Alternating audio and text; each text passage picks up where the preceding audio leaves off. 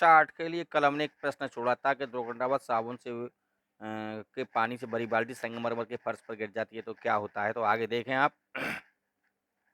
यदि दुर्घटनावश साबुन के पानी से भरी बाल्टी संगमरमर के किसी फर्श पर उलट जाती है, तो इस गीले फर्श पर चलना कठिन हो जाता है क्योंकि फर्श और पैर के बीच में घर्षण बिल्कुल नहीं रहता है और व्यक्ति फिसल जाता है।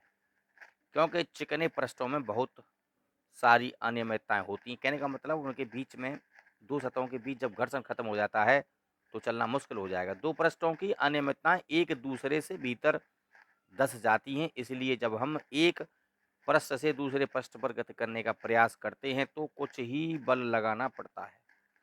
चूँकि घर्षण बल कम होता है, इसलिए फिसलने की संभावना काफ़ी अधिक हो जाती है। मैंने पहले ही आपको बता दिया कि जब फर्श के बीच में और हमारे पैरों के बीच में चिकनाई होगी, तो हम खड़े भी नहीं हो सकते हैं क्योंकि घर्षण होगा ही नहीं। जब तक फर्श और हमारे पैर के बीच में घर्षण नहीं होगा, तब तक हम उस फर्श पर नहीं चल सकते हैं, खड़े भी नहीं हो सकते हैं। अगला प्रश्न खिलाड़ी कीलदार जूते स्पैक्स क्यों पहनते हैं? व्याख्या करिए। आप खूब अच्छी तरह से जानते हैं, कीलदार जूते खिलाड़ी क्यों पहनते हैं? क्योंकि ज़मीन को वो पकड़ के चलें, ज़मीन पे फिसले नहीं। ज़मीन को पकड़ के चलेंगे, घर्षण ज़्यादा उत्पन्न होगा।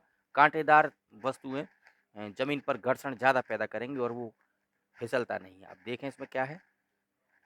खिलाड़ी कीलदार जूते इसलिए पहनते हैं ताकि घर्षण बढ़ सके, जिससे बार-बार खेल का अभ्यास करने से जूते घिसे नहीं और खेल के दौरान खिलाड़ी फिसले नहीं। वही बात है।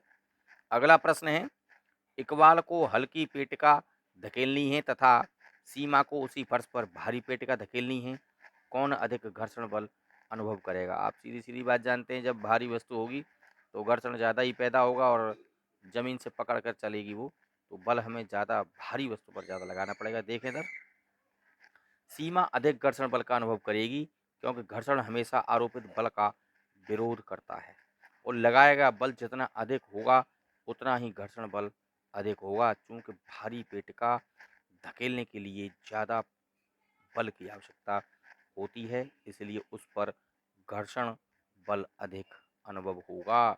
जब पेटिका भारी है, तो भारी वस्तु पर ज़्यादा बल हमें लगाना पड़ेगा और घर्षण ज़्यादा उत्पन्न होता है वहाँ। हल्की वस्तु है और हल्की वस्तु पर कम घर्षण लगेगा। अगर हम किसी बक्से के खूब भारी बक्सा हो, उसके तल में 4 पहिए लगा दें बेयरिंग वाले, तो हमें बिल्कुल ज़्यादा बल नहीं लगाना पड़ेगा क्योंकि बेयरिंग में घर्षण कम होता है और चिकनी होती है, इसलिए बहुत तेज़ी से चलती हैं। यही उदाहरण है इसके।